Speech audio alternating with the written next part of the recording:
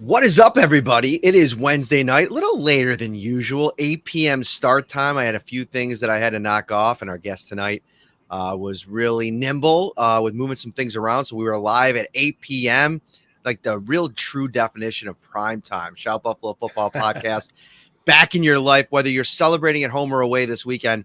Tops has all your fan favorites ready to enjoy for football, entertaining, or any occasion. What's up, Ryan Talbot? Hey, not too much. How are you? I was just about to say, what are we celebrating this weekend, though, now that football's gone?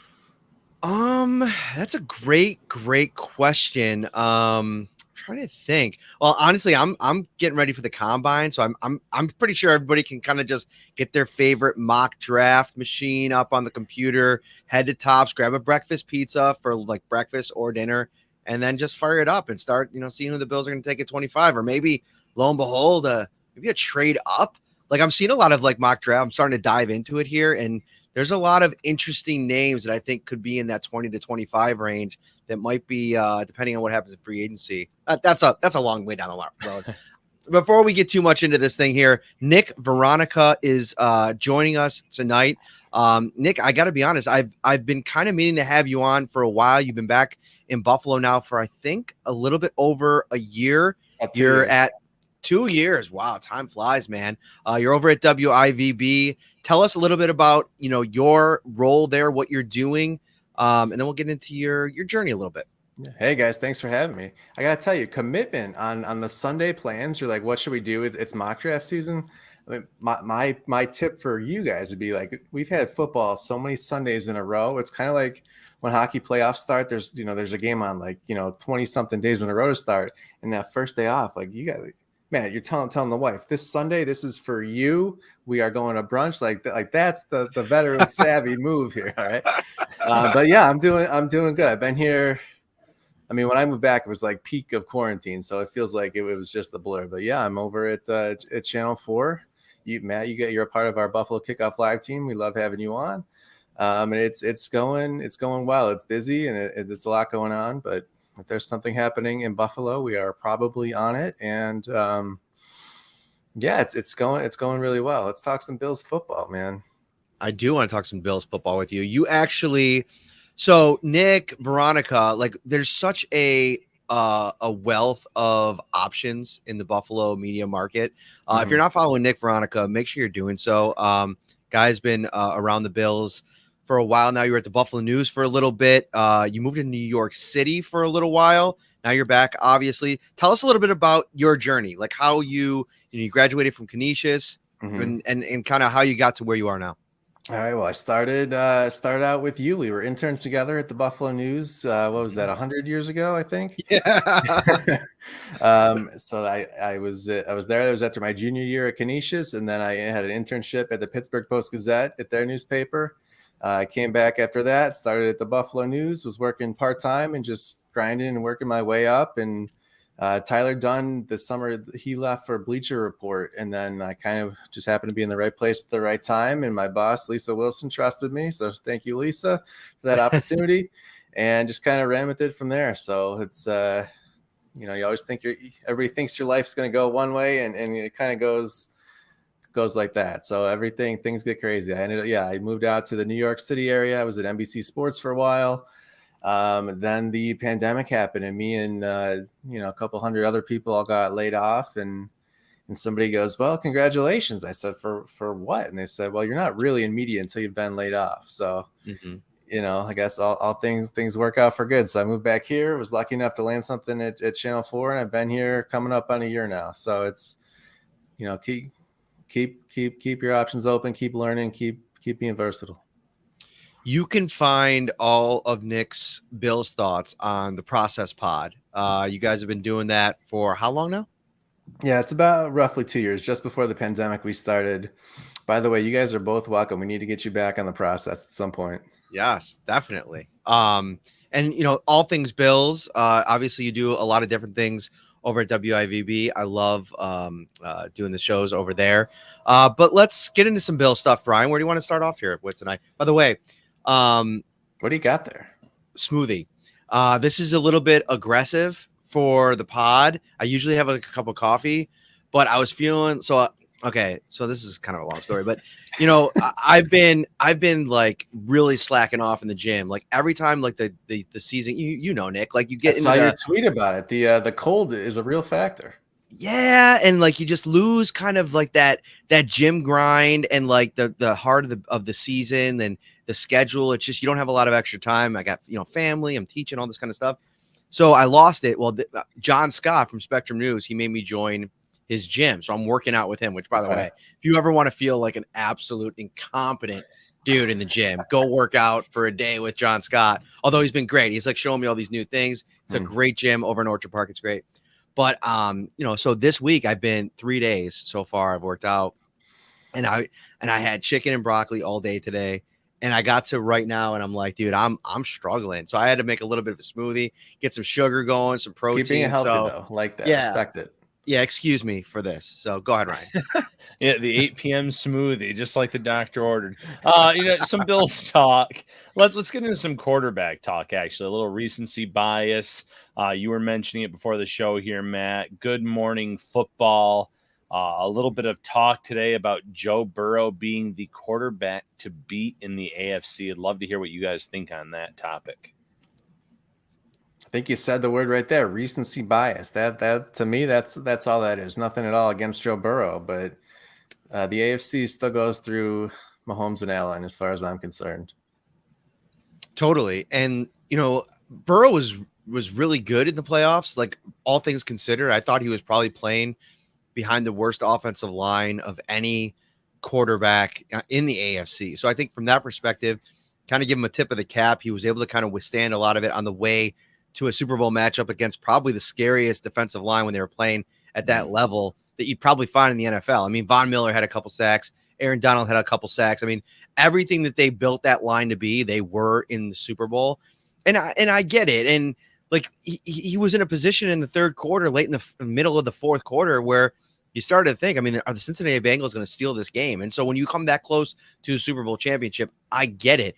But I mean, that is some hyperbolic early off-season content for the masses to kind of go up there. And part of you wonders about some of these national shows, how much they don't do that kind of stuff to drum up the interest. Like, like you say stuff that throws intended or unintended shade at Josh Allen. The mafia is going to, excuse the irony here, but mount up on social media and absolutely go and try to destroy these folks. And to me, that's what it kind of was doing.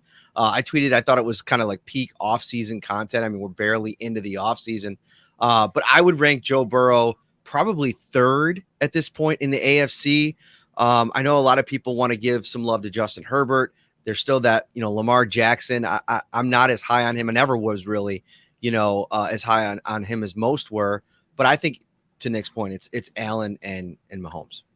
Yeah, I agree completely with that. And then you had Kay Adams chiming in saying more success early in his career. And I get that it's year 2 for him in Cincinnati, but he's the same age as Josh Allen. That's the other thing you have to remember. Sometimes these players stay in college, and by the time they come out, they're a little bit older than some of these players in terms of how old they were when they came out. You have to remember that in his rookie year, the offensive line was bad last year too for Cincinnati, but he had T. Higgins and he had Tyler Boyd.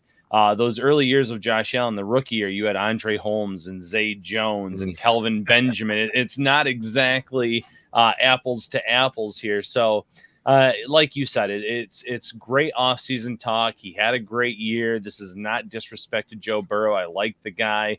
I like a lot about him, but he's not in the same stratosphere, in my opinion, as Patrick Mahomes or Josh Allen. I feel like this happens after the Super Bowl. The Joe Burrow take is one side, and on the other hand, you got people, is Matt Stafford a Hall of Famer? No, Matt Stafford's not a Hall of Famer yet. This is, a couple of years ago, right after the Super Bowl, oh, Julian Edelman must be a Hall of Famer. No, you just really like the Super Bowl, and now you need something to talk about.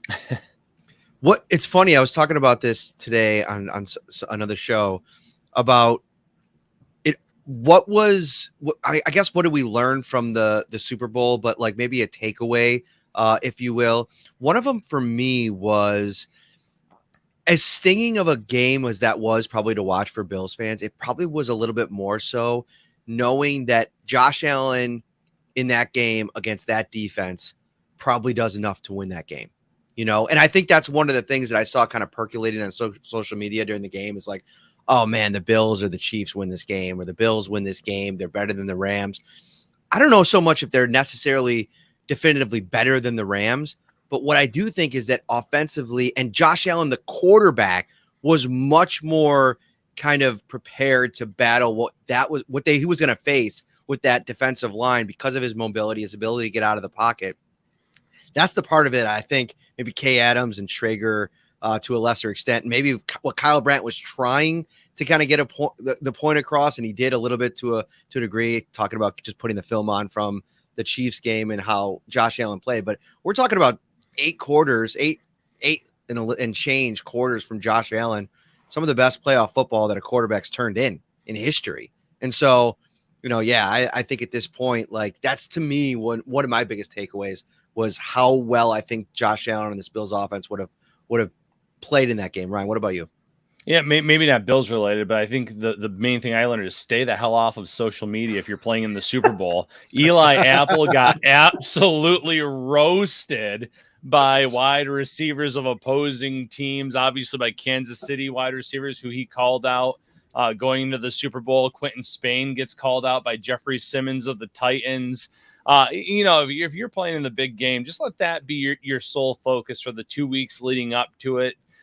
Don't hash out any kind of bad blood that you had with players that aren't playing in that game because, there's a lot of receipts that will get cashed in if you end up on the losing side. Yeah, absolutely.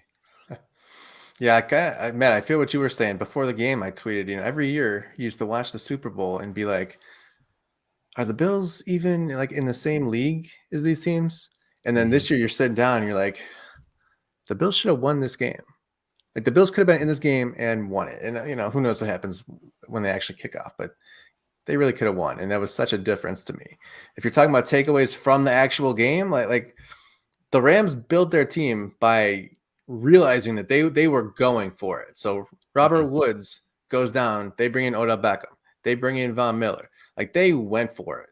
And we've seen the last couple of years, the Bills between free agency, between the trade deadline, that they haven't really like gone for it. Like they've made moves to get better, but they haven't like really been all in and gone for it. And so you could say, they didn't have the cap or whatever, but that was nice to see. The Bills, I think personally, Josh Allen's cap structure coming up, this is his last year before he gets very, very expensive on the cap. Like this is the Bills' year to go for it.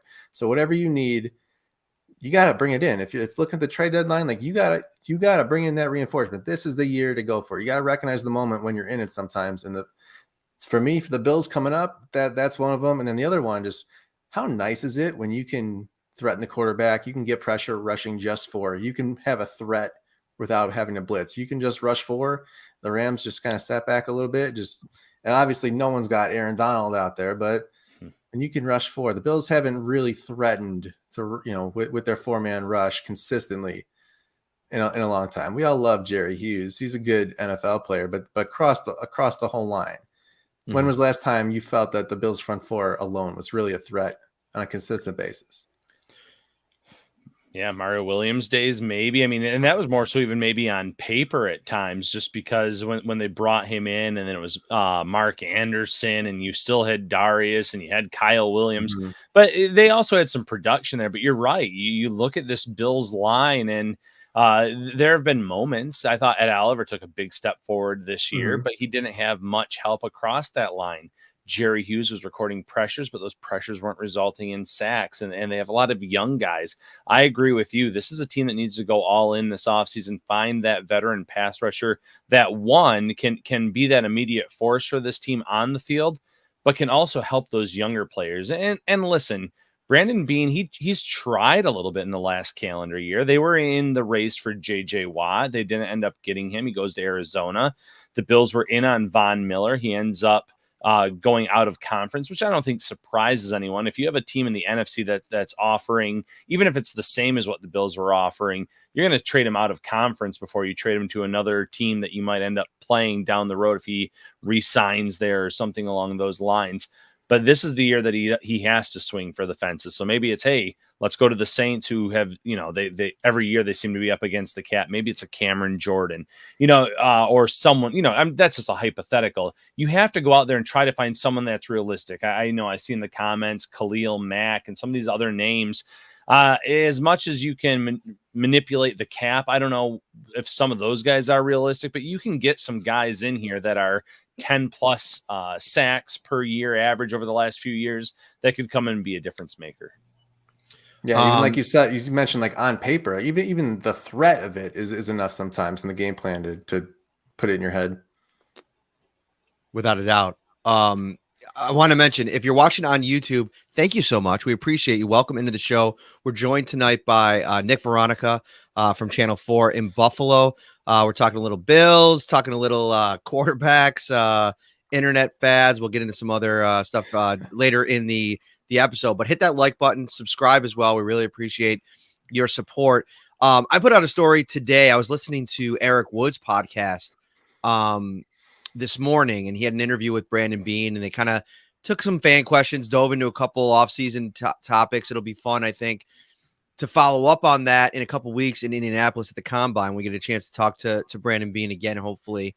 But one of the things that really stuck out to me was when he was asked about the Rams model, to your point, Nick, and if that's something they would consider. And he's like, we'll always consider making moves to make the team better. And I think, you go back to the Stephon Diggs trade, and I think, there's probably been other trades that he's kind of done his due diligence on and figured out, whether or not that's a move that makes sense. But he didn't shy away from it. He said, listen, if there's a move that is going to bring a player in that's going to be a difference maker and it makes dollars and cents, more or less, it's a move that he'll do every time. But he did mention some things that you do have to be careful with. I mean, you go all in on a player, and in the Rams case, it worked out well. They were in an advantageous situation where it was kind of a down year for the NFC. I mean, there wasn't a lot of teams that gave them a lot of trouble on their way to the Super Bowl. I mean, if you go back and watch the NFC Championship game, the Rams pretty much sat back and said, hey, do you guys want to win this game? Because if you do,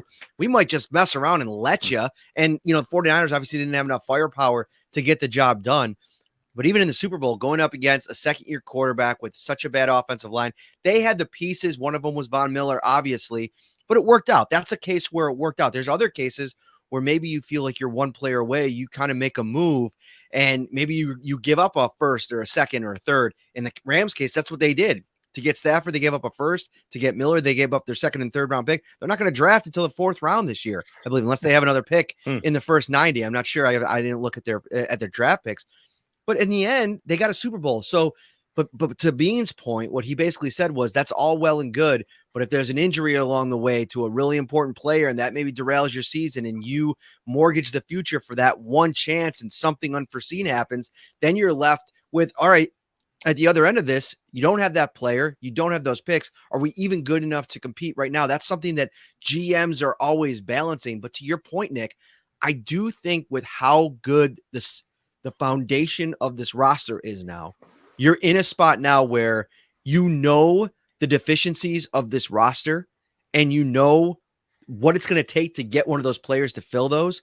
You got to kind of swing for the fences here. And I think that's got to come any way they can, whether it be in trade or free agency or even post June 1st cuts potentially. I've read some of that could be interesting.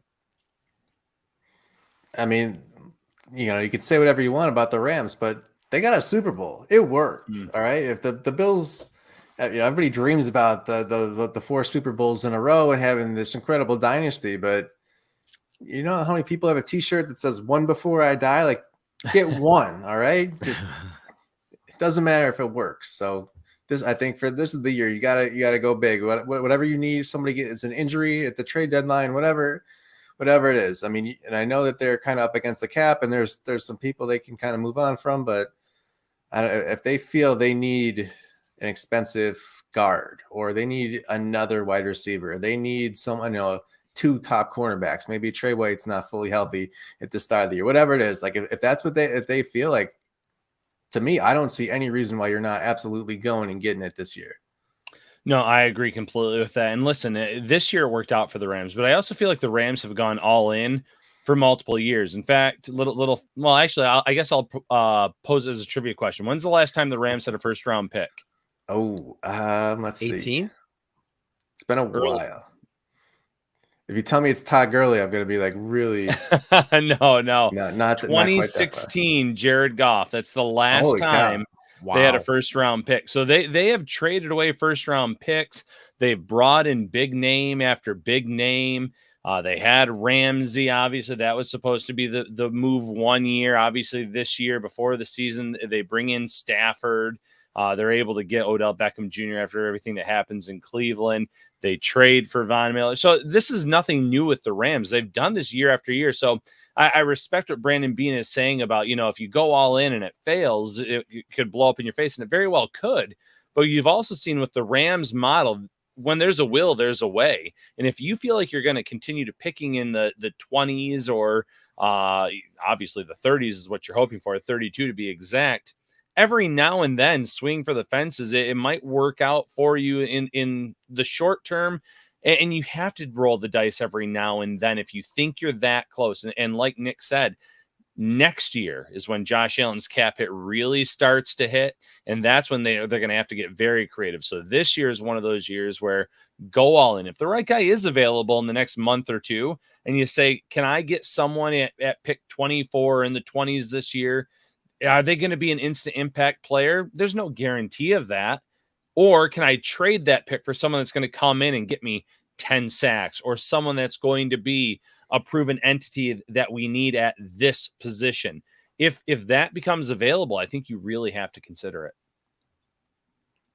One person that I want to talk about, not to completely switch gears here, but I'm going to anyway. Star Lotulelei came up on a podcast I did before this over on Spectrum with Sal and Elena and John Scott. And we were both split, or all four of us, the panel, on what's going to happen with Star Lotulelei this offseason. And I think transitioning into some of the needs for the Bills, obviously big ones remain on the defensive line. There's guys going out, there's guys kind of in limbo. But in terms of Star Lotulelei, like, I think in a perfect world, you get to next season and you find a way to move on. But that kind of, there's a couple like pieces that have to come along with that. Are they able to re-sign Harrison Phillips? Are they able to draft somebody that they have confidence in? Are they able to trade for somebody or sign somebody that's going to come in here and fill that space-eating one technique role? I'm not so sure. My take is that Star Lotulelei at a little north of 9 million cap hit. I think it's 7 million in dead cap if they were to cut him. So you're only adding about 2 million in cap space. I think he's on the roster in 2022, despite his availability issues all last season. Nick, what say you on Star Lotulelei?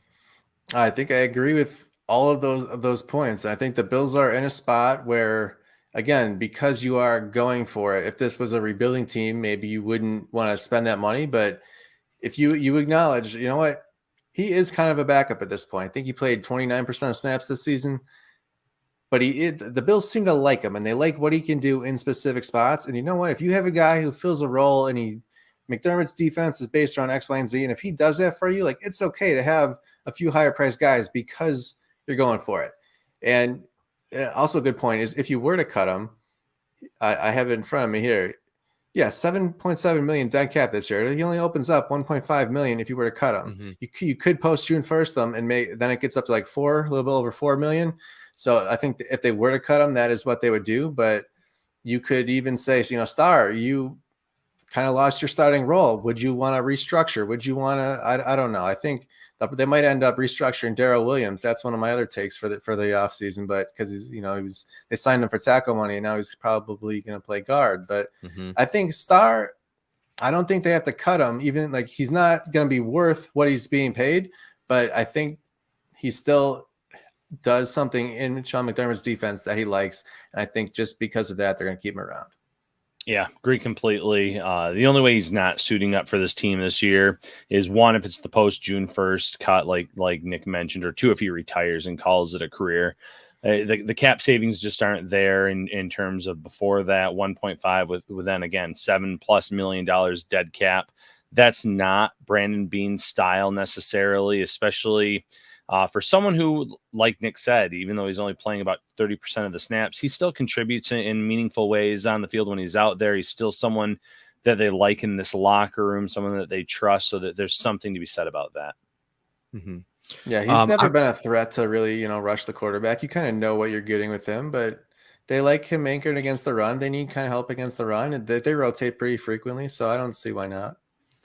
I'm so mad. I was trying to look through this during the show before. I haven't been able to find it. There was a piece, I think it was either from Spot Check or Over the Cap, that had all of the cut candidates and whether they weighed it, why you should cut them or why you shouldn't cut them.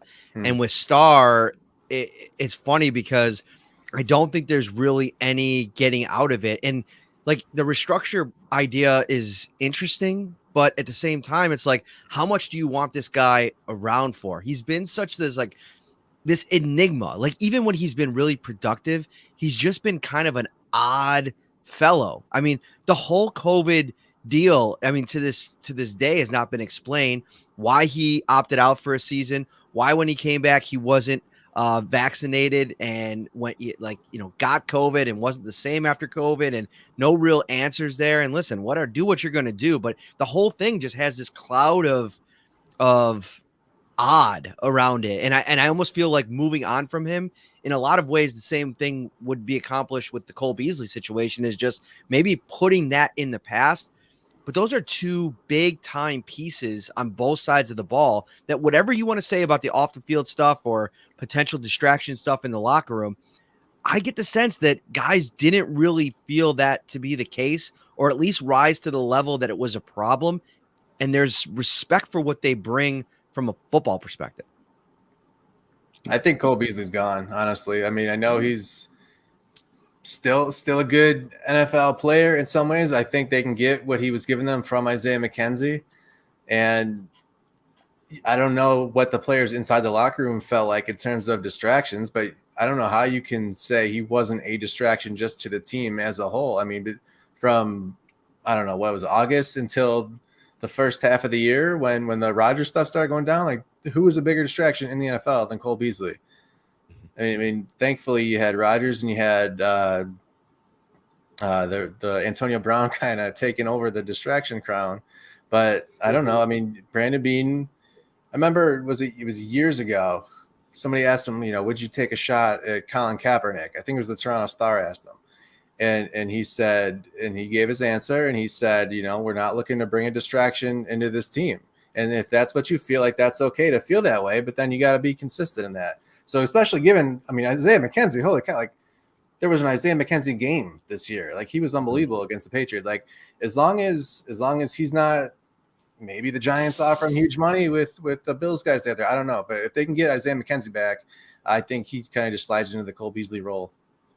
Yeah, Isaiah McKenzie is interesting because he loves Josh Allen. He loves playing with him. I mean, he said it on the Hot Ones Wings special that he did. This is for you, Josh Allen. He always saying, love Josh Allen. But I also don't know if he's the biggest Sean McDermott guy after everything that went down this year, getting benched, getting pulled. He's a Brian Daboll guy. We know that. So maybe even if money is similar or slightly less, I could see him going to the Giants to reconnect there with Daboll, or going somewhere where he gets more of an opportunity. And that's what makes Cole Beasley so interesting. I feel like you can't cut a guy unless you have that backup plan in place. And right now, I'm not sure that backup plan is on this roster. You look at some of those slot options that they have, you'd have to almost kind of go down the list. And Tanner Gentry is a guy that's on the future reserve list. Is he someone you really expect to step in? Absolutely not, and put up those types of numbers. It's just not realistic. Now, Beasley did take a step back this year. I think he was a little banged up throughout the year. Maybe there's something you can do with his contract. But it's just a tough sell for me, because I agree 100% on the distraction part. Someone that racked up over $100,000 in fines added on to that, not just the social media distractions, but the fact that he just didn't care about the fines that he knew he was going to be receiving on a weekly basis. There's something to be said with that, but you better have a backup plan in place, and a good one at that. Do you think he has any trade value? Matt, what do you think? Because you were actually mentioning this earlier. Yeah, I don't want to spoil it too much, but I had an interview with Mike Giannetti from SpotTrack.com. We're going to feature that on a podcast tomorrow night, a special Thursday edition of the show. And that's one of the things that he mentioned, and that he thinks Cole Beasley has a really, really attractive trade contract. Like, because there's no commitment past this season. He still provides value as a player. I mean, somebody in the comments is mentioning that he can still play in this league. I agree. Like, I think in the right situation, I think he probably plays. And listen, if COVID's not as big of an issue next year, a lot of this distraction stuff probably for the most part goes away. Because I think even Cole, to his credit, as crazy off the wall as he was early on, and I can empathize with him to a degree. I get what he was kind of doing as poor of a job as I think he probably did. He thought he was kind of sticking up for guys that couldn't talk, that were scared, that they didn't want to get the vaccination for whatever their reasons were. And listen, whatever you feel about the vaccination, listen, I'm pretty outspoken of being pro vaccine. I get it. Like, if you don't want to get it, like if you have questions and you're scared about it, it's a personal health deal. I get it. And so I can empathize with that part of it. But he can still play. I think that he's going to have opportunities elsewhere if he's not on this Bills roster. And a trade, to me, like, that kind of, gets accomplished what you want to get accomplished. You get that contract off the books. Maybe you use that in a package to get somebody else in. And I'm not going to tip it off because I'm writing about it for tomorrow. Scott Moranto is going to really like this article. So stay tuned. Did Mike Giannetti give you his Cole Beasley trade prop? He gave. I heard what he said on his podcast, and I don't know if that's it. Let's not give it away. No spoilers. Let's not give it away because I haven't seen. I haven't seen it. Yeah, I haven't seen it written yet, and I'm going to write it up for tomorrow because it's intriguing. I don't know how I can be talked into it, and I guess maybe we will just talk about it because it's it is interesting, and we can talk more about it tomorrow. But I don't like the idea of investing that kind of cap dollars in a running back. But to Giannetti's point, Christian McCaffrey is obviously the player. I wasn't going to spoil it for you, and you went. I know, but whatever. We'll talk about it. We're going to talk more about it tomorrow on the show tomorrow. But McCaffrey, he thinks, is going to potentially evolve into more of like a slot receiver type of player. Like, maybe that's his future.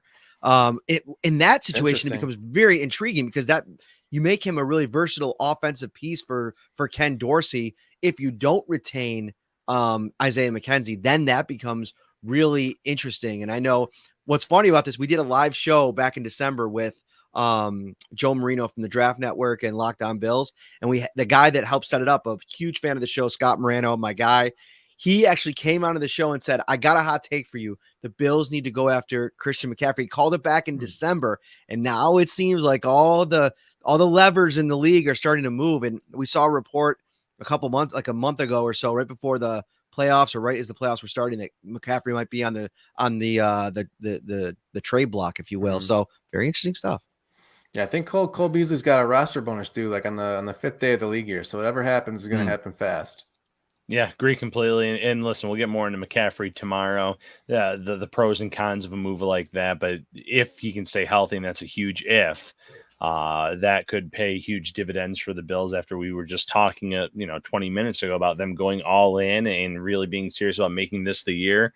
If you have a healthy Christian McCaffrey, that goes a long way in accomplishing your end of the year goal.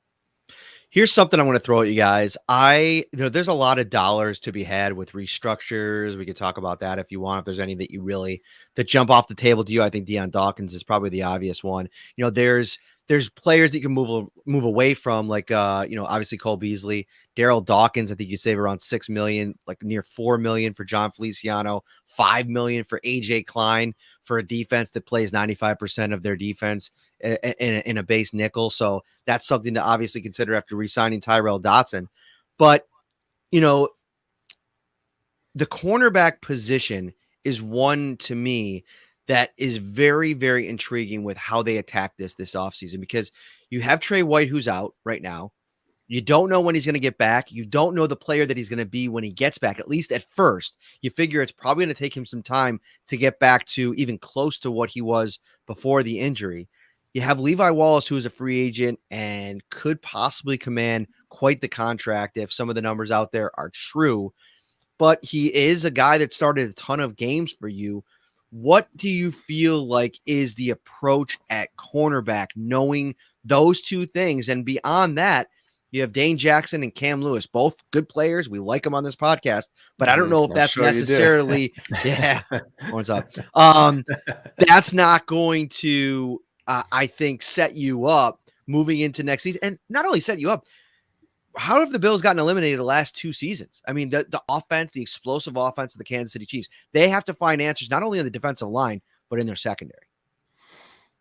All right, I will admit to you guys, I was a little surprised how little of an issue it was that Tre'Davious White was out. And not that they didn't miss. Of course, they missed him, but they didn't suddenly start getting torched through the air after he went out. And to lose a guy that big, like that says a lot to me about your defense. And then, something we talk about on my podcast, Charlie says, "Oh, they were picking on Levi Wallace."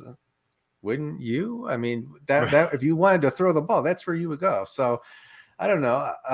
I don't have a problem with him coming back. My personal take, just how injuries run, I don't think Tre'Davious White is going to be 100% by week 1 next year. So I don't know if he's back and still rounding into form, or if he's like literally inactive for that game. Like, I think they might need another cornerback either way here. So unless they ride Dane, are you going to ride Dane Jackson and Levi Wallace? Is your even if it's only for a week or two? I don't know. So Levi Wallace, like I feel like most people in town, I would imagine, are like kind of relatively indifferent to the guy. If he comes back, that's great. If he moves on, like they'll I don't know. Do you know anyone who's a huge Levi Wallace fan? Yeah. Aaron Quinn is maybe the president of the Levi Wallace fan club. Shout out to my guy AQ. He actually was at that show as well. He came out. He was. Hung out a little bit as well. So yeah, there's some out there. Yeah, I mean, Sean McDermott's got his archetype that he likes. If you are a long rangy corner who can play zone and has ball skills, like Sean McDermott's probably going to give you a call. This is like I don't know, like he finds guys who are going to fit his defense, and just the way that the defense is set up. It's they might not have the stats that look like it, but Sean kind of knows what he wants to plug in. And I don't know. This is kind of what I'm leaning on you guys for, like which free agent is going to match there. But I feel like, you have enough trust at this point in the McBeane front office here to go find one of their guys. Yeah, it's really interesting. I wrote a story today about one of the best fits from ESPN Insider about the top 50 free agents. The only one that made the list as the Bills having being the top fit was Rasul Douglas, who was on a practice squad at the beginning of this year and then was signed by the Green Bay Packers. 5 interceptions, 2 of which went for touchdowns. Really reestablished himself in Green Bay. And then you go and you look at the market value, and he's listed at $9.2 million annual salary. And you're like, holy cow. I don't know if that's someone the Bills can bring in. And then you go and click on Levi Wallace's name in that same category, and it's $9.6 million. And I get it. Cornerbacks are hard to come by, and those market values aren't always 100% accurate. Some of those guys sign for significantly less. They sit on the market for a while. But that just kind of goes to show you that, maybe the player is better than the one you don't in that case. And Levi's been in this system for many, many years. The defense, like you said, held up surprisingly well when Trey White wasn't here. Obviously, other options. I'd have to look at the dead cap situation, but James Bradbury and the Giants, he has a hefty salary. He's someone that I've read the Giants are looking to get rid of. That might be more trade than cutting, but I'll have to look at that. But he's someone that was in Carolina, McDermott's last year there, and his rookie season. There's obviously going the rookie route. That's something I've actually pounded the table for quite a bit in the last ever since Trey White signed that extension. I think having a high draft pick on a rookie contract opposite Trey White and that hefty salary makes a lot of sense. But can you get someone in here in the pick 20, whatever, 24 that can come in and be an immediate impact type of player? I'm not sure. I don't know. It's very tough to find someone that you think is going to be a star player right out of the gate, or someone that you can depend on as a rookie. So it's going to be really interesting to see the route that these two guys, Brandon Beane and Sean McDermott, that is, go. We have a ton of people watching live right now on YouTube. It's been slow going since the playoff loss, and rightfully so. I mean, people probably want to turn all this stuff off for a little while.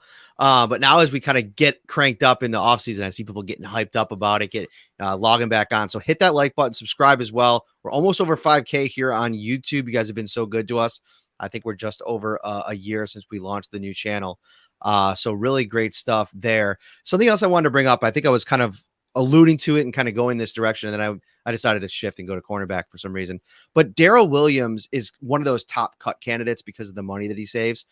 And when you first bring that up, I feel like people get really apprehensive about it and really kind of stressed out, anxious, because if he goes, what are your answers in the interior? You got a restricted free agent in Ryan Bates, who, let's be honest, he had a really good run, but I still think there's a bit of an unknown there in terms of an every down starter moving forward. Are you going to sign him back to be the guy at left guard moving forward? You have Feliciano, whatever you decide to do there. Ike Bucker's coming off the injury.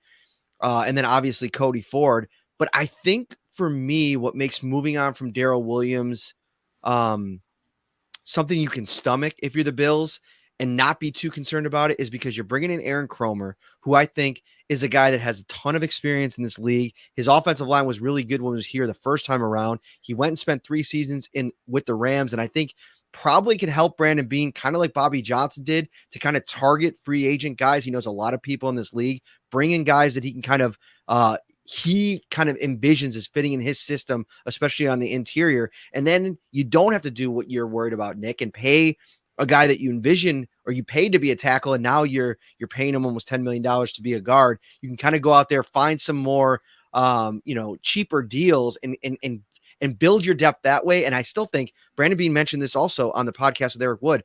Don't be surprised if my first 3-4 picks again are on the line on both sides of the line. I have a feeling that they go and they try to target a top interior piece anyway, whether it's a developmental center, whether it's a center of the future, if you will. I'm big on bringing back Mitch Morse, restructuring his contract. We can talk more about that. But I think that that's something that I wouldn't be too worried about moving on from Darrell Williams because I think there's options. Yeah, definitely agree with that. He saves a ton of money. He's one of my top cut candidates. He's got saved $6 million if you were to cut him, or if you made him post June 1, it's over $8 million. For a guy you signed to be tackle who didn't end up playing tackle, that screams, that makes sense from the dollar standpoint. But if the Bills like his versatility, or if they think, with a full offseason at guard, I don't know. It's something maybe you guys can tell me about. I feel like offensive line coaches, they all have like their own kind of like quirks in their style and guys that they like. And I'm not a film type of guy here. I don't know. I'm not going to say, in college he was playing, the wide zone scheme and blah, blah. Like, I don't know if Aaron Kromer likes him or dislikes him because of what he wants to do. I don't really know, but I think they can certainly move on. I think there's always people out there, and absolutely they need to draft some people on both sides of the line. If you were something that was coming across very apparent in the playoffs to me is they need help on both lines, interior offensive line and basically across the entire defensive line. So I don't know. A lot of the games, Josh Allen to me was almost overcoming poor offensive line play. And that was sort of amazing to see like this growth that, you're seeing from Josh, but it's like, imagine if he had time a lot of the time and didn't have to some of the times the amazing things he does, it's not because he's cool and he's showing up. It's like he had to do that to win this game because he was going to get killed otherwise. They need an upgrade there somewhere. If they feel like we're going to give him a whole training camp and he's going to be the right guy, I don't know. But I think certainly he's an option to move on from. Maybe even restructure. Say, listen, you're not a tackle. We paid you tackle money and you're not a tackle. I don't know. Yeah, I agree with that completely. You can't be paying Tim tackle money at this point because he's not the tackle. He's not someone that you're going to count on in that regard. I'm oddly enough, I'm more confident in bringing in a rookie in the first round than I am like a cornerback position, as I was just talking about. If you get a rookie in round 1, I think the fact that they could come in and be a plug and play guy day one is more realistic. I wouldn't be shocked by that. I saw someone mention Linderbaum, who, is traditionally a center, but might have that versatility to play guard until Mitch Morris's time is over. But it's going to be interesting because, like you guys said, if you gave Josh Allen a Indianapolis Colts offensive line or a Dallas Cowboys offensive line, and he didn't have to always get by that first guy that breaks through, he could always do that. But it was in those other games where 2 or 3 guys were breaking through, like Pittsburgh and Jacksonville, where it's like, listen, I'm only one guy. There's only so much I can do. But if you upgrade that talent in front of him, and he's already said that's our number one priority is upgrading the offensive line, then by all means, this offense can only go to higher levels if you're successful in that regard. And maybe part of that solution is getting rid of Darrell Williams because of the salary that he is currently getting paid, and using that money, allocating that money to bring in maybe 2 guys that could compete for a starting job and 1 guy that could be a bench player. This team always brings in a plethora of linemen each year, it seems like. And, you get a lot of misses doing that. Russell Bodine, Forrest Lamp, guys like that are coming in on very low contracts, but you also make trades for Ryan Bates, and you also bring in a John Feliciano that was kind of off the radar, someone that's come in, and they showed this year. They knew what they were doing when they drafted Spencer Brown. So they've had just as many hits as misses, it feels like. So parting ways with Williams and replacing him via free agency in the draft, I really do think is an option for this team on the table. The Bills do seem to love versatility. So if they want a guy, if somebody gets injured, they can kick him back outside. Like, I don't know. It seems like they really value that. Indeed. What do you got for us, Nick? I texted you before we started, and I said, what do you got for us? All right, I got two things for you. First of all, I need to hear something about the billboard that you guys put up downtown. So first of all, just tell me from like a procedural, how does one acquire a billboard? I always thought when I was little driving in the car and you said like, could I just write whatever I wanted like up there? Like, is that? And then number 2, just tell me about like the media land. Like, how do you convince your boss of this, and how does that work? One, we called William Attar, someone that's had many No, I'm just kidding. Matt, go ahead. This is you. This is all you. Go ahead. So when we started the podcast, it was kind of always like in the back of my mind that I thought that would be a great way to kind of like really generate some buzz going into the season around the show. And so when I pitched it, we had just kind of linked up with Topps as our sponsor. So I think that we pitched it with them as well in mind to kind of do like a dual branding type of thing.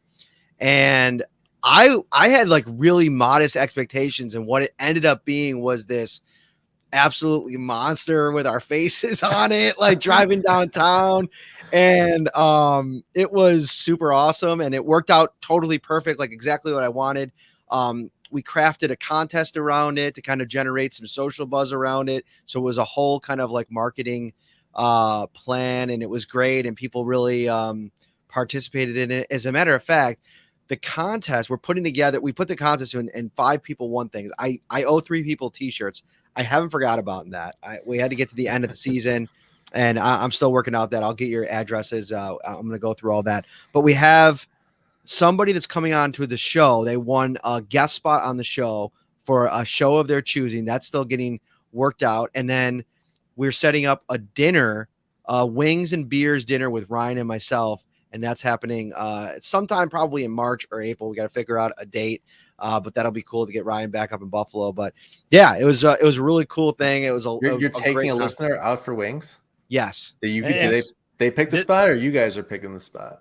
They're picking the spot. And this guy, listen, I'm going to tell you right now, he's already prepping for this. I saw this week he got a perm and he trimmed his beard, and this guy is looking majestic already. So I can only imagine what it's going to be like when we have this. I don't know if you can tell, as a curly hair haver myself, I mean, I respect that. Yeah. Have you ever gotten a perm? I got a natural one, man. I don't need to go get this. All right. This is all thanks, Mom and Dad. Great. What else? All right. So locker room access. Let's talk about that with the pandemic. Right now, everything's been on Zoom. And I will just tell you, since I'm not in the locker room every day anymore, as a consumer, on one hand, you do get like everyone's got the perfect sound and it's on Zoom and it's like it's right there. But man, I miss locker room access. Like the stuff that, in my opinion, at least, that comes out when it's an open locker room is so much better, like many levels better than what we're getting on Zoom right now. But again, that's me not being, on the beat on a day-to-day basis anymore. So I would love to hear your guys' thoughts about just Zoom availability and the team selecting who speaks and the candidness of answers you get, and anything you guys want to take that just on Zoom and hopefully the future of locker rooms opening back up. Yeah. So I'm glad you bring this up because it's timely. Joe from Queens, everybody's favorite online curmudgeon. He was on. Hey, Pat don't Moran's disrespect World like that. All right. Johnny 3-Dubs got nothing but love for John Warrow on this podcast. But no, I digress. He had a honestly like a good segment with Pat Moran talking about some of his complaints about the lack of information on 13 seconds and the Heath Farwell situation and sure. Just in general, like not a lot of new. I mean, it was a very controlled year for the Bills. I mean, they controlled everything, and I mentioned this actually the week before on Pat's podcast. It's just fitting that we were on back to back like that. The Tyler Bass situation, the fact that we still don't know what happened on that kick is a direct result of the circumstances around media availability right now. Tyler Bass was not given to the media. We weren't able to talk to Heath Farwell because the game was over and the season was over. And I guess you don't get assistant coaches after the season is over. So yeah, there's a lot of things that you can do, reaching out to players, reaching out to coaches. I'm not so sure that a lot of those folks are really in the mood to talk about all of that right now. And you've actually seen some of the players. Tywan Jones is the most recent. Isaiah McKenzie was on a podcast. Diggs, Dawkins, Allen, they've all done media, and nobody has really gone into the breaking down what actually happened on those final few plays. And listen, this isn't going to go away. That's my point, and that I made on the show is that, listen, whether it's happening now or at the start of training camp, those questions are going to keep coming until answers are provided. That's what this whole thing is about. And you saw Zach Taylor, come out after the fact. I believe, I can't remember what the specific situation was. Oh, why was Samaje Perine in on 3rd and short and not Joe Mixon? And he gave a detailed answer as to what the strategy was and why he made that decision and owning that.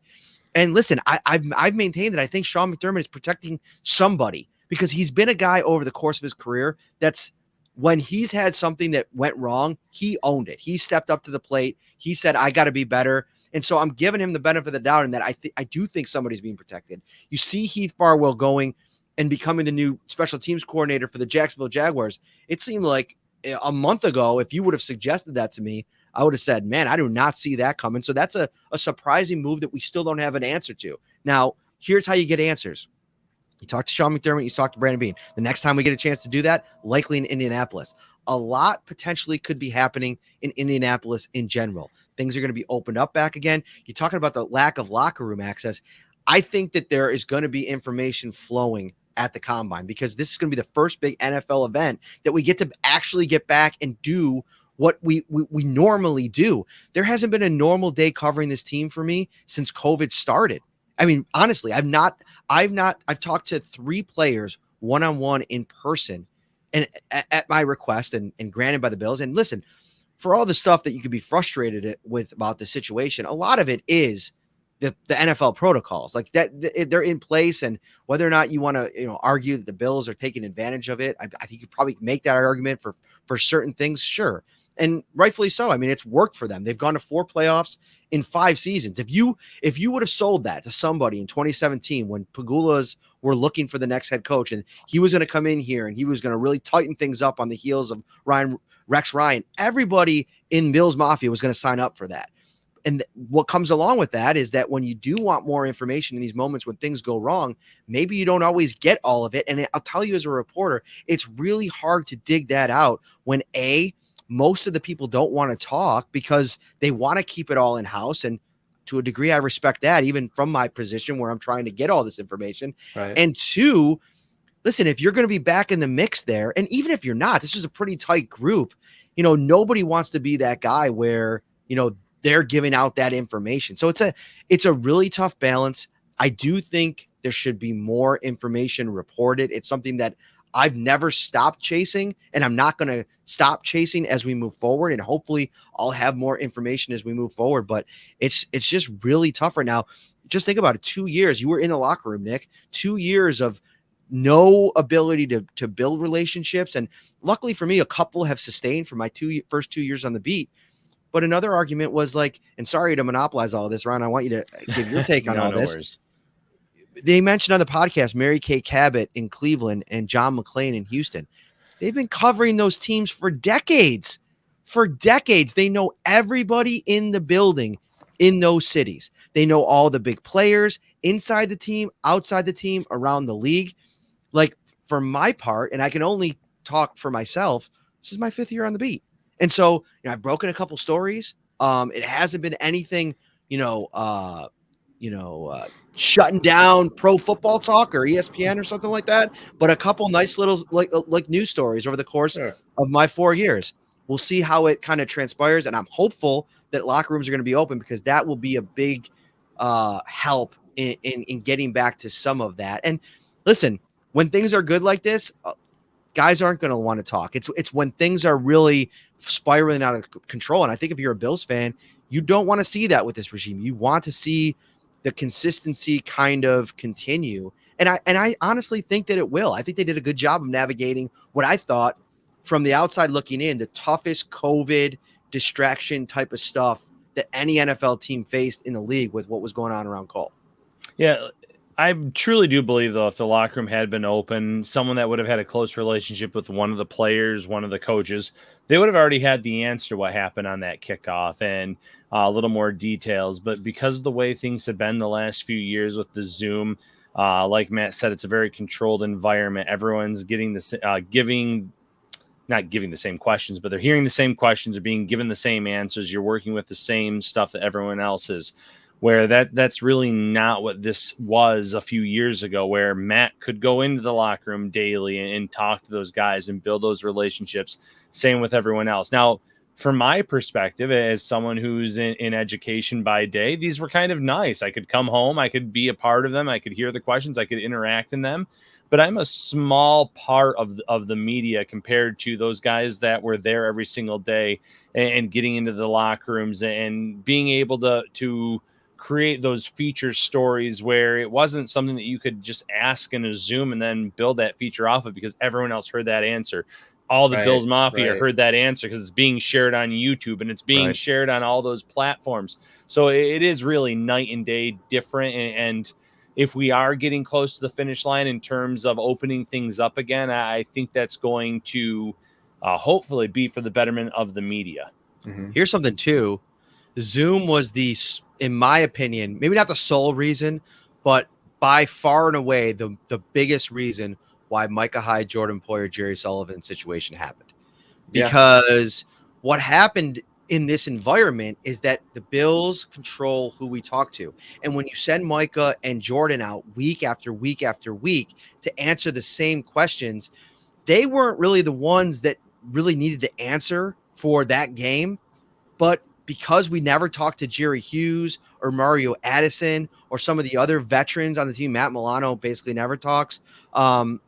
That's in this environment. That's what's going to happen. And I almost felt like that was a storm that was brewing over the weeks as they were kind of going win-loss, win-loss, win-loss.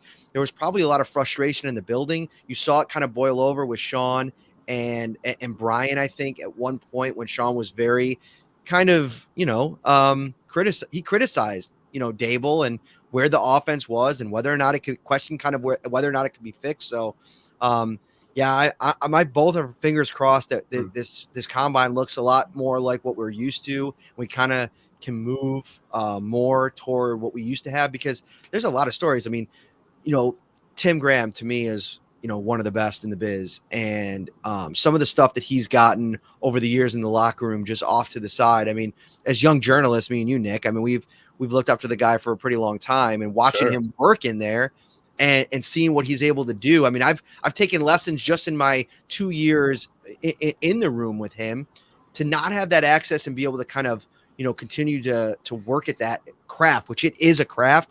it's been a bummer. Yeah, something else I think about a lot is that not all press conferences are really made to be broadcast out to the world. Like these are not supposed to be like events where people ask questions for effect, like we're not really in a press conference, or we're not in the locker room like to get likes. We're there because we're there on behalf of our audience who want answers to these questions, and it's not supposed to be broadcast out to everybody. You know who reporters are, that they know that they're on Zoom, and they might not even show up if it was a locker room, but because it's at a Zoom at their desk, they're going to ask a question that's it's about them. Mm-hmm. And then there's people like people will say, oh, this reporter looks so dumb on that Zoom today. It's like, he wasn't trying to look smart. He was trying to like say, hey, here's a thing that I think I'm probably wrong. Can you help me understand? And like that's really how people learn stuff. And it's, it's not the type of thing that's supposed to be blasted out to everybody. So it's weird. I mean, we stream Channel 4, we stream the Bills press conferences almost every day when they're on Zoom, because we can, and people care, and they want that from us. And we're happy to do that. And it's easy to, see what guys are saying and be connected that way. But as a reporter, I gotta like, man, you could, you pull somebody off to the side, or you talk to them after, or it's just not so public. And it's got like quiet guys, especially, you get a feel for, okay, I can talk to Stephon Gilmore was like very quiet, but you could talk to him about a couple of things, or you could, it's not the same. And it's, I don't say this because the media needs this. It's like, we're trying to do better by the fans, and it's like it's much harder this way. Thanks for coming to my TED Talk. Sometimes I just like to see the silence just permeate a little bit. Yeah. All right. How much longer you guys go here? I could ask you questions all day. Hey, if you got another one, hit me. I mean, I'm not sure. I mean, we're here. All right. Listen, I'm always curious how other journalists like go about this in their own head. So you two, if I can give you a little bit of props, I would say, of the reporters who are in tune with their web analytics, how their stories are performing, I would say you two have to be some of the top in that category on the Bills beat.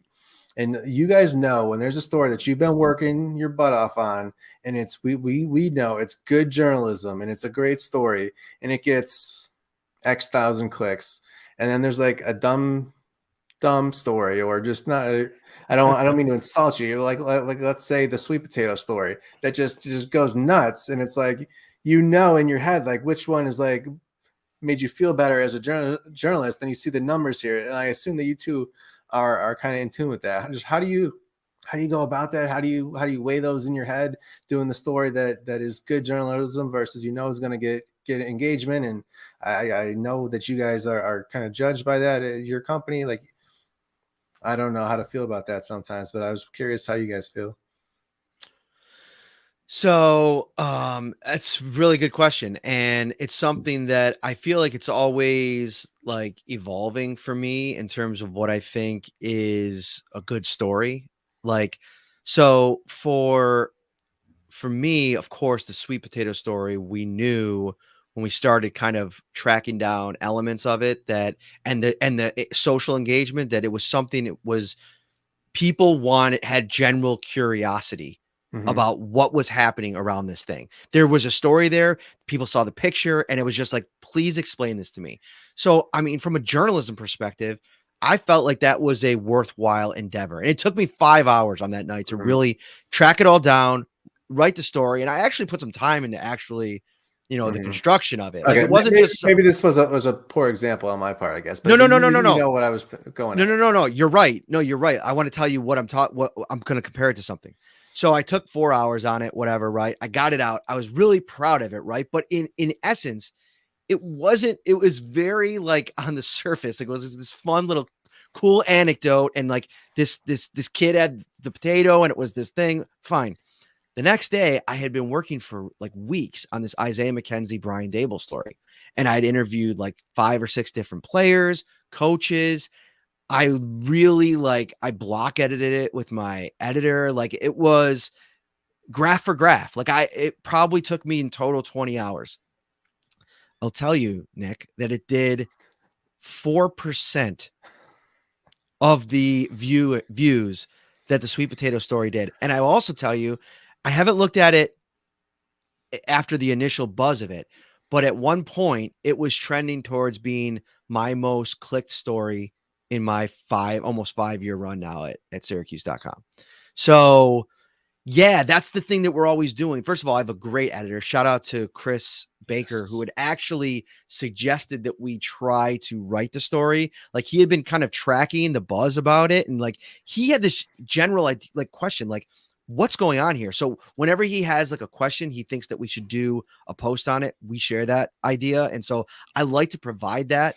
But you're right. Like, there's also this like kind of battle going on when like you're trying to put together like a really good piece. And like, if I've been thinking about this, if McKenzie goes to the Giants and he follows Dable, that's the kind of story that I feel like is going to really inform and engage an entire other fan base on top of the Bills fans that consumed it right around that game.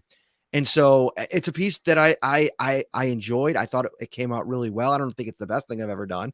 As a matter of fact, I thought I wrote the sweet potato story better, which is crazy.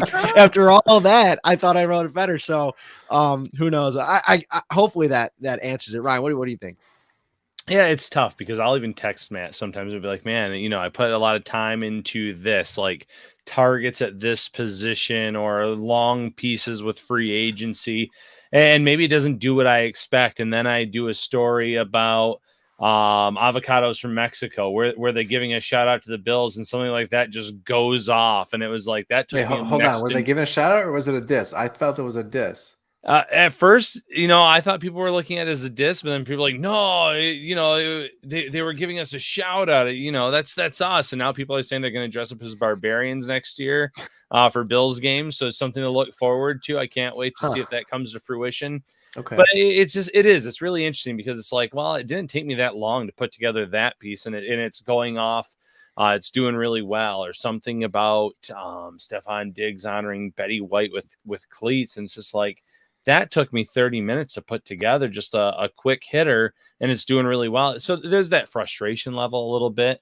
Matt and I are always going back and forth with headline suggestions because we know SEO is king these days and how important that is. And sometimes I think we think we have it figured out and things are going well, and then we'll do one or two things that just like nothing happens. We're like, well, what went wrong this time? So we're always learning and adapting, but compared to, Matt and those pieces, he's done a lot of stuff that's been great and that have done well now. But just look at it, like Davis Webb too, after he left the Bills and went to the Giants, you could share that again. And there were a lot of people talking about that. So Isaiah McKenzie, same thing, that you're going to have opportunities to reshare those pieces down the road. And that makes those pieces that much more valuable.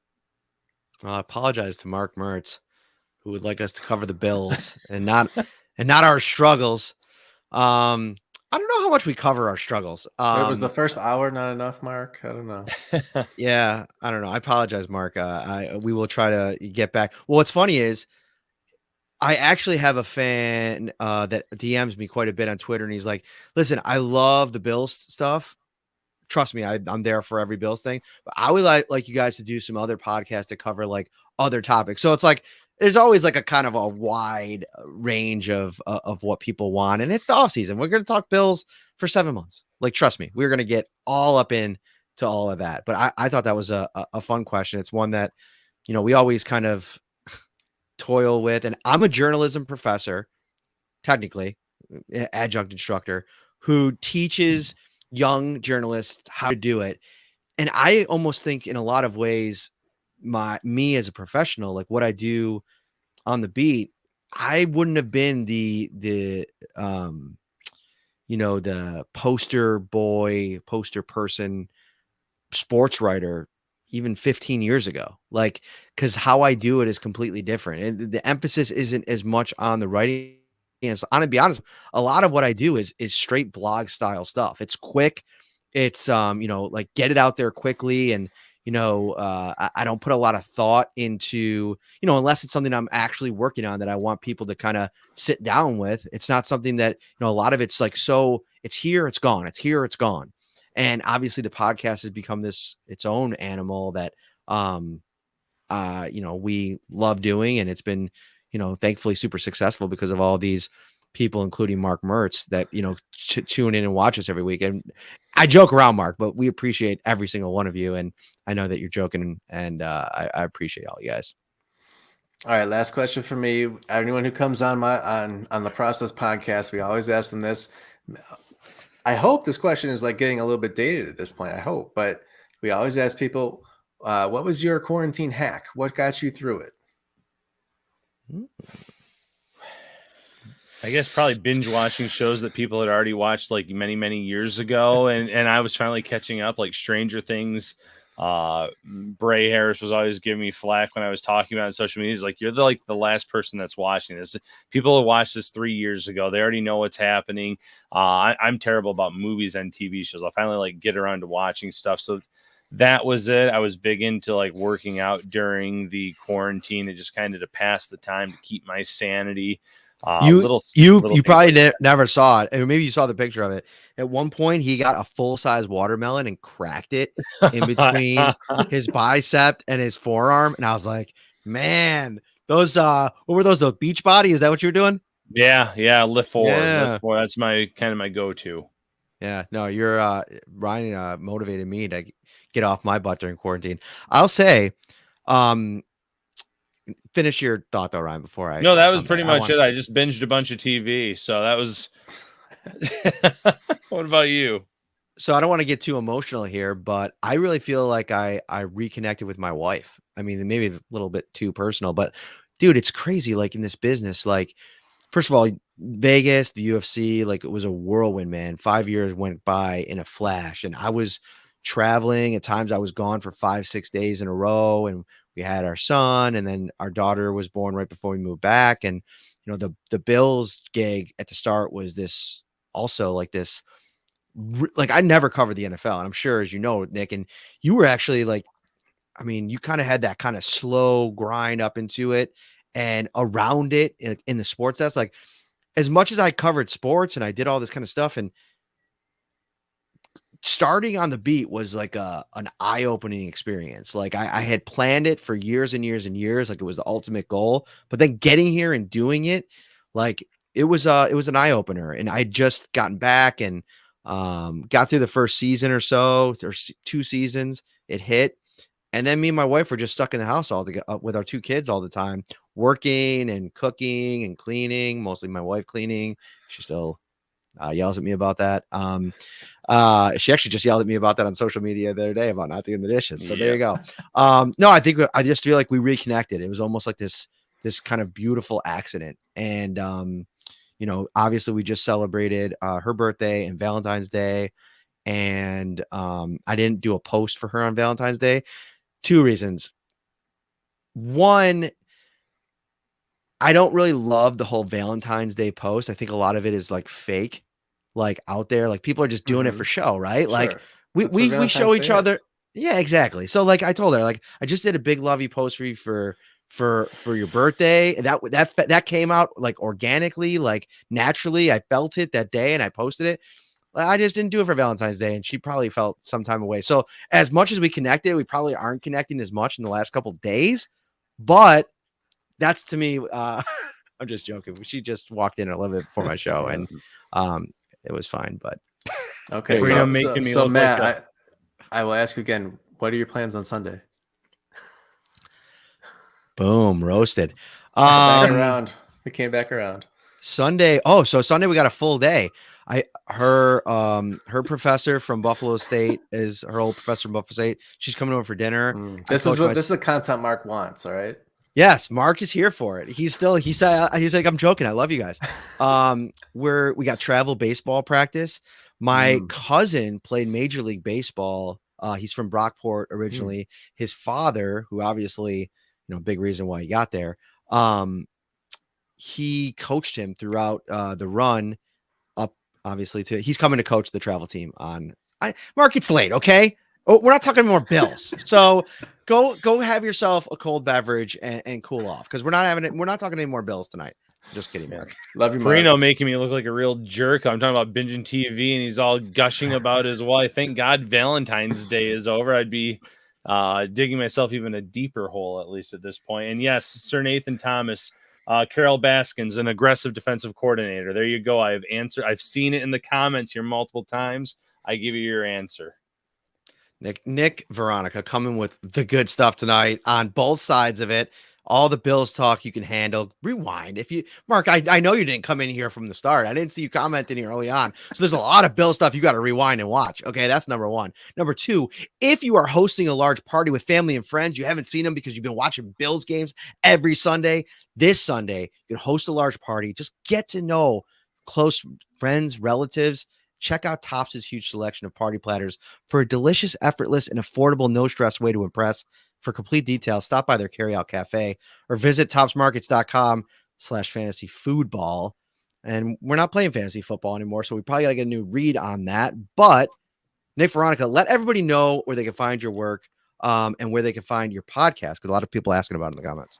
Sure. We are on Apple and we're on Spotify. It's The Process, a Buffalo sports podcast. That's me and my best friend, Charlie Wachowski. He's actually moved down to Atlanta, but you would never know because he's always talking about the Bills. But yeah, we talk about Buffalo sports. It's mostly Bills, but we'll get into Sabres. We'll get into, I don't know, whatever sounds interesting. We like having guests on. We just had, we've had a bunch of guests lately, but I saw it. Was it Leone?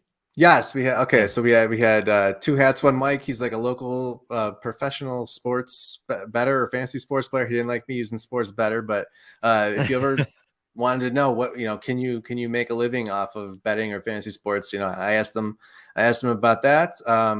Hit me up on Twitter. It's just at my name, at Nick Veronica. I'm on Facebook.com/by-Nick-Veronica, and definitely check out Channel 4, WIVB.com. Mm-hmm. You can find Matt on Buffalo Kickoff Live. Ryan, you got the green light from me. As far I don't have enough pull over there to really get you on. But if you ever need somebody, let me know. And hey, if you're listening to this, you're in journalism, you might want to work on my team. We are hiring at Channel 4. If you want to be a digital producer, if you got 2 years experience, slide in my DMs. I'll we're looking. So it's tough hiring out right now. I hear you. I was just about to shout out to my class and say anybody graduating, but then you said 2 years experience. Oh, so well, get to work, people. Hey, listen, if you were in media, you would not let that deter you. There you go. Great stuff. Mr. Nick Veronica, this was awesome. Let's do it again sometime this off season. Thank you for taking the time. And everybody, thank you for watching. Don't forget, tomorrow we will be right back in your lives. It is going to be probably a 45-minute pod tomorrow. You'll get my interview with Mike Giannetti, a lot of great nuggets. You're going to want to tune in for this. Ryan and I will have our reaction to that interview. Some big names, not just Christian McCaffrey. Get ready for this. Have a good one, everyone.